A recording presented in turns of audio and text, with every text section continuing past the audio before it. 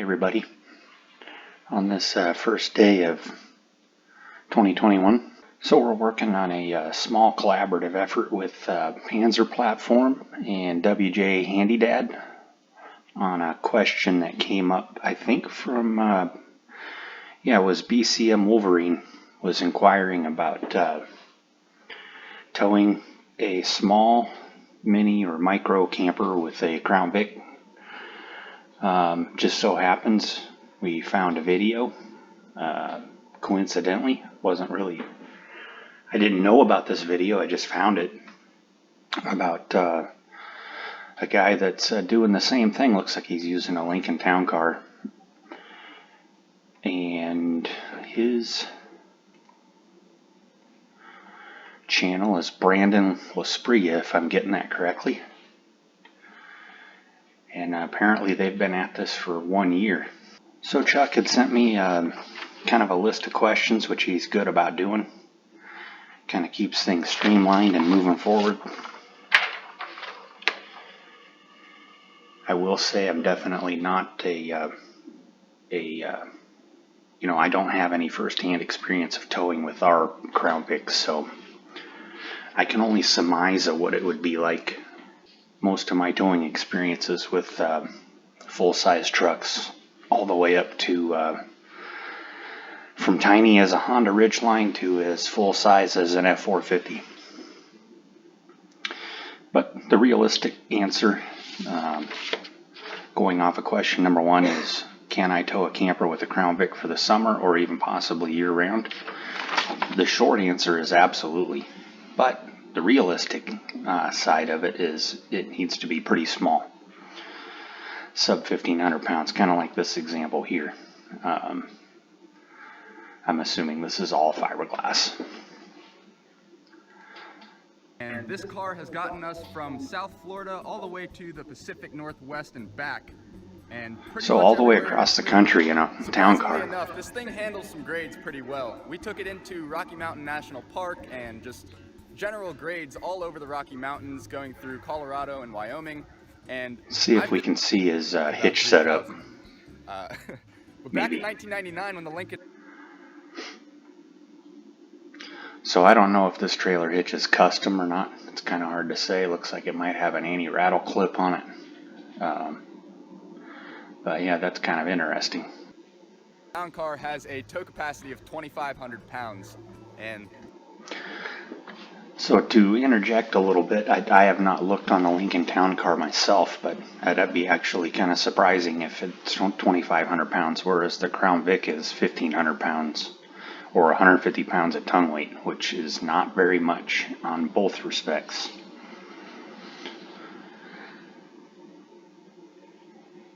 And I believe he just said that I think this is an older Scamp, is 3,000 pounds. That's quite a bit of weight. But anyways, moving on from there.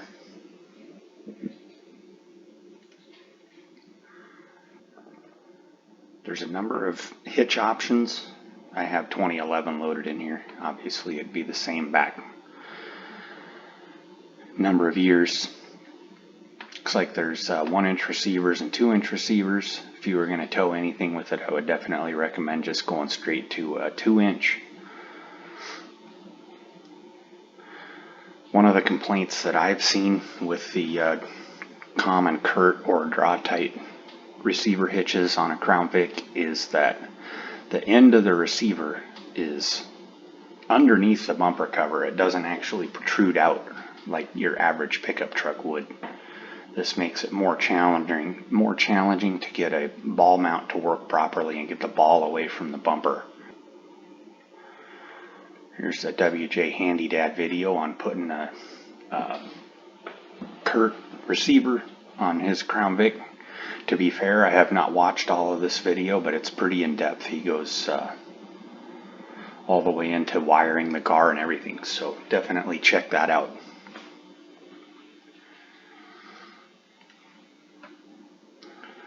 Here's an e-trailer video that I found on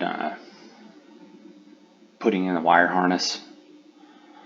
Ford Crown Victoria We'll We're watch a going to minute install of part this. number 119179KIT. First thing we need to do is get access to the wire harness so we can install wires we need to. Obviously working in the We trunk found here. out that green with an orange stripe will be our left turn signal. We'll connect our yellow wire from a module to that. And then our brown wire.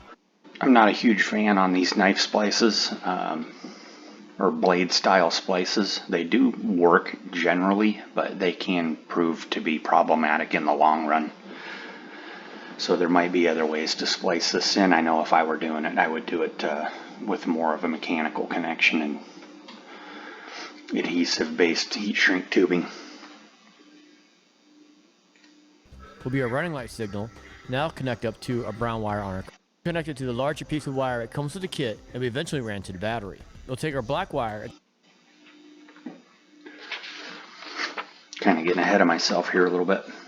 Question number 2 on Chuck's list. What is the maximum towing capacity of a Crown Vic? Everything that I've ever seen shows 1,500 pounds trailer weight and 150 pounds of tongue weight.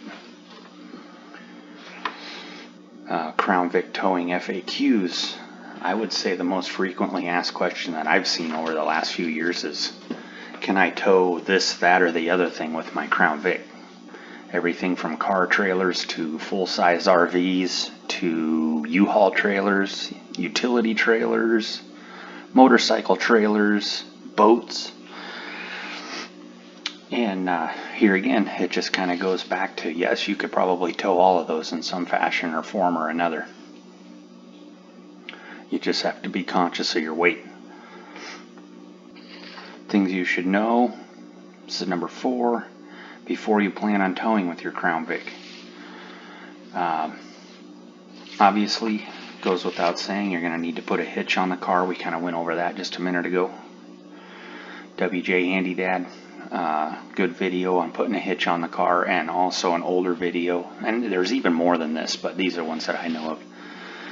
Mr. Random Reviews shows putting I think it's the draw type version of the hitch on either a Crown Vic or it might have even been a Marauder, I can't remember. And then also we touched on hitch wiring, which we've got this video of now. You can't realistically tow a trailer at all without some form of trailer hitch wiring. And based on the weights given, fairly lightweight stuff, all you're going to need is a 4-flat connector, which I think they show in this video.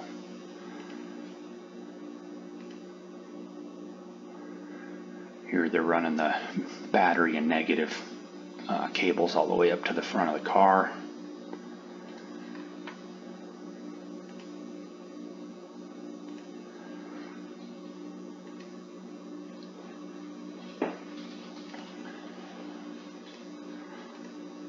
So here they're just dangling the cable out the back of the car.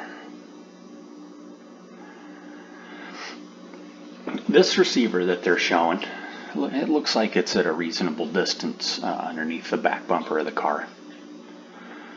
And 4-flat connector. This is actually probably not a bad way to route the connector, because then you're minimizing its ability to get drug on the ground. Number 5, how will my Crown Vic drive differently towing a small camper? Well, the answer is quite simply, it's depending on how it's set up and how your loading is. It's going to be anywhere from driving it should feel just about like no trailer on the car, all the way to it can be deathly scary. Let's see if we can make this work. Over here on the right hand side in Google Images, I would not want to drive this down the road. The tongue weight is excessive. The front wheels are damn near being picked up off the ground. I don't know who's the stories behind these pictures. This is just Google Images.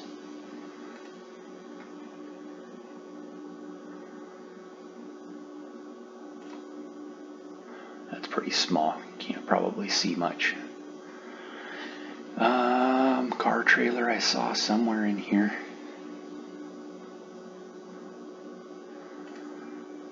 Obviously something like this, no problem.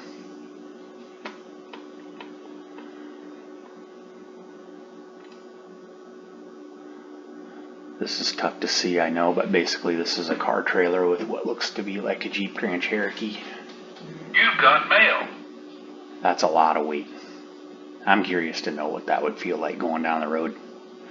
These car trailers usually are about 1,500 to 1,800 pounds, and then that Jeep is probably 3,500 pounds, I would guess.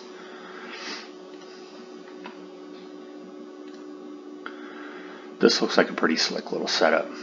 I know this trailer's over 1,500 pounds, but if it tows comfortable, it tows comfortable, and if it's safe, you know, you can get it to stop and all that stuff.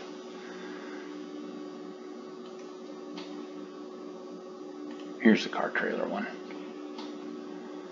Here again, this is probably 4,000 to 5,000 pounds on the back of a Crown Vic. Bit of squat in the back and a bit of lift in the front. It's not ideal.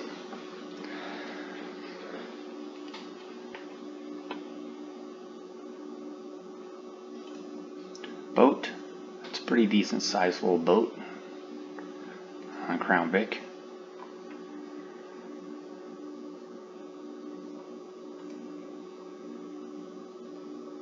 Single axle U-Haul. Everything looks pretty level.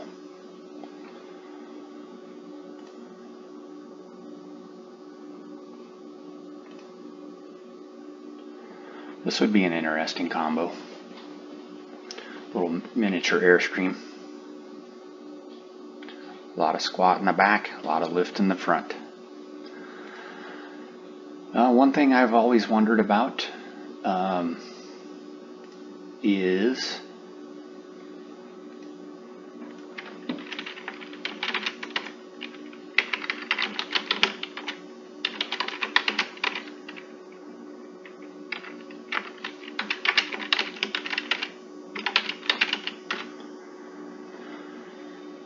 these right here. Hopefully this works and comes up into my recording.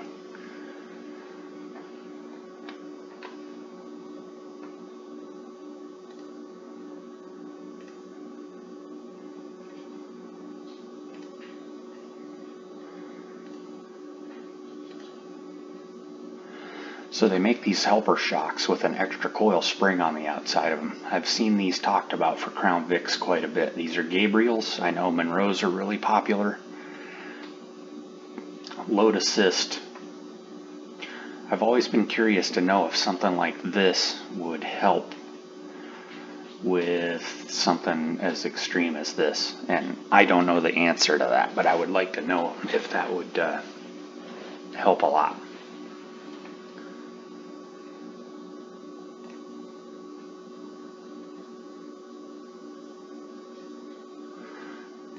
There's a Mr. Random Reviews video.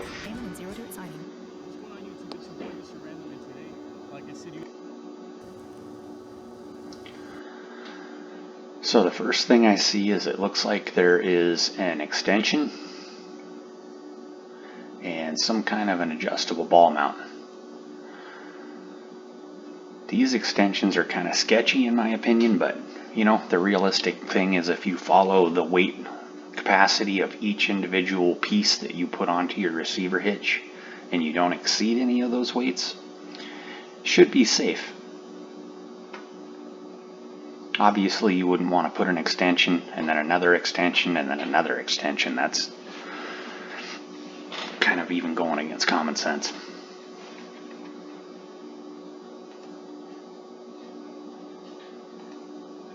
Just rip my whole rear gas tank apart. It's the moment of truth. I'm a little bit nervous, I'm not gonna lie, guys. So we're gonna crank this and complete. Look at that, fully clamped on. Next thing we do is we grab our chains. So the Crown Vic, kind of stupid not to have them, but we could easily get this at Home Depot and get chain extenders. That's not the deal. All right, guys. So the Crown Vic is fully hooked up to the boat. We're fully hitched and ready to go. There's a side shot. It's actually holding very, very well. Now the moment of truth is to see if they could actually pull it. So my girl's standing over there. She's gonna record. Special thanks to Mr. Random Reviews for borrowing this couple seconds of footage.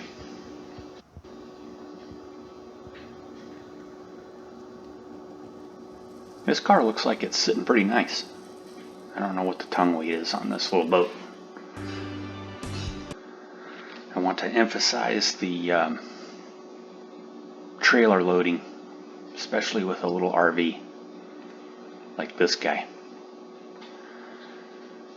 If your trailer load is incorrect and you have minimal tongue weight, or worse yet, any kind of lift on the back of the car, you can wind yourself up in this scenario right here.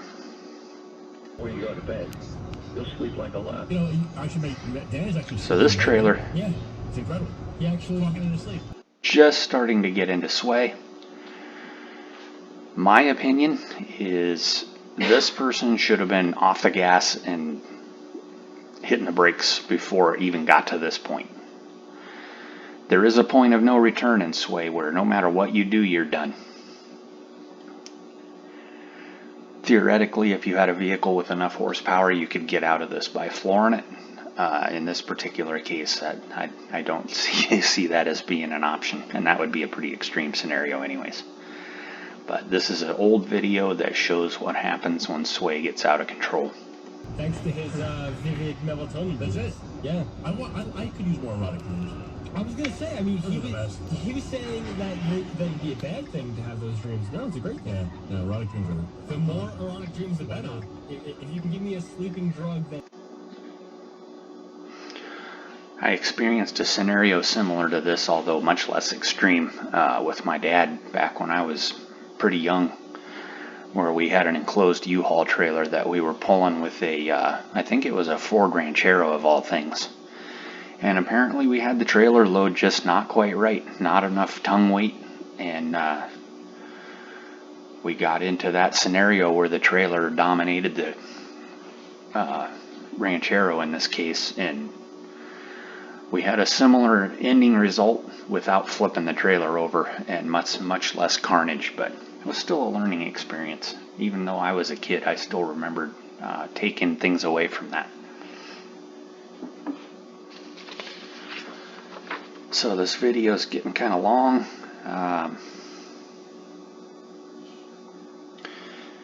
Number 6, will towing a camper increase my maintenance schedule? I'm going to say yes. At 1,500 pounds, I don't think I would worry too much about engine oils or things like that. Rear differential fluid, probably not really an issue. Transmission interval at 1,500 pounds, you know, I don't know what the manual says, totally honest there, I've not looked. You could consider doing a transmission fluid change at maybe half of whatever the normal interval is, just to be on the safe side. The transmissions that are in Crown Victorias are not perfect. They do have their failures. It's kind of an older design, even though they used them all the way up into the 2010-ish area.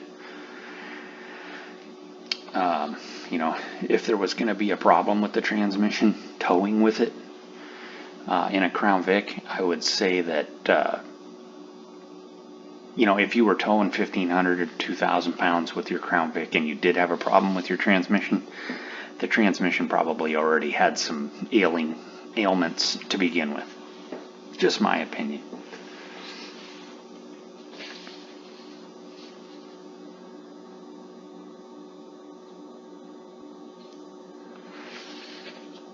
You know, as far as advice on somebody that's never towed before, there is more towing videos on YouTube than you can shake a stick at. So try and learn everything you can. Maybe even get together with somebody that you might know, friends or family, that has experience towing, and have them give you as many pointers as they can. Take it all in from all angles.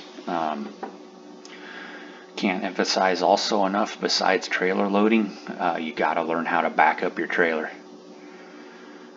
There is absolutely no reason for getting into a scenario where you wind up being in a towing fails video. This is an old video out on the Oregon coast where this poor guy gets his camper on a dead-end beach road, and it takes him literally I don't know how many minutes to get this truck and trailer out of this dead-end road.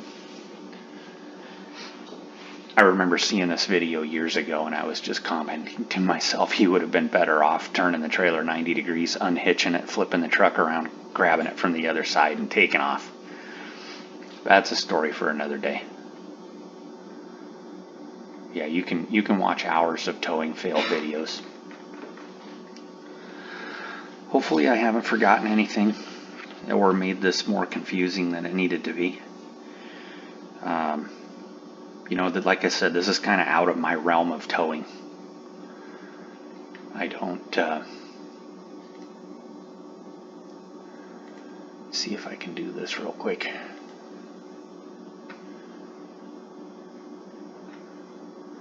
That is not what I wanted.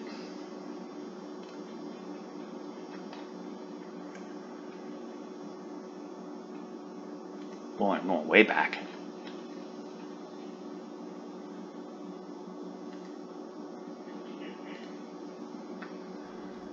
Okay, we're going to try our own version. This is an old video of mine.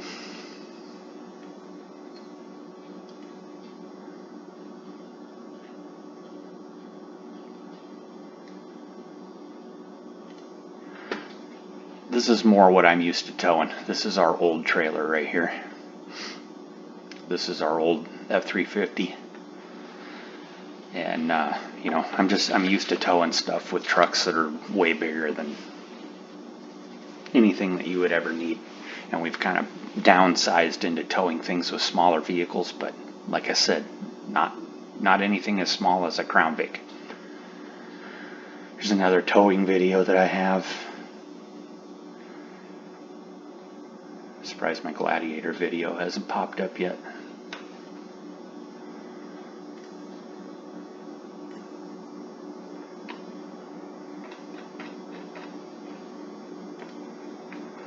I'm gonna have to chop a bunch of this out.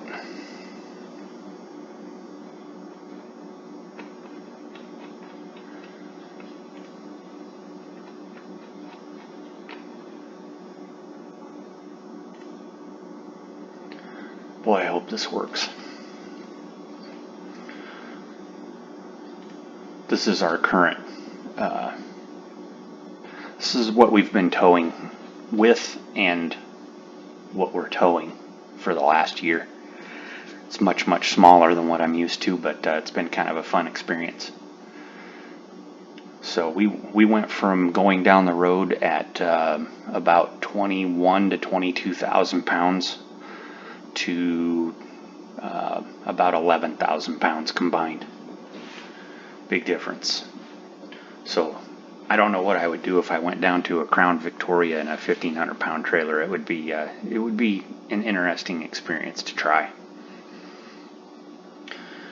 But anyways, we're coming up around 25 minutes, so I should probably end this here. And if anybody has any questions, comments, or concerns, or advice that even I can learn from about towing smaller trailers with smaller cars, definitely put them down in the comments, and we'll go from there.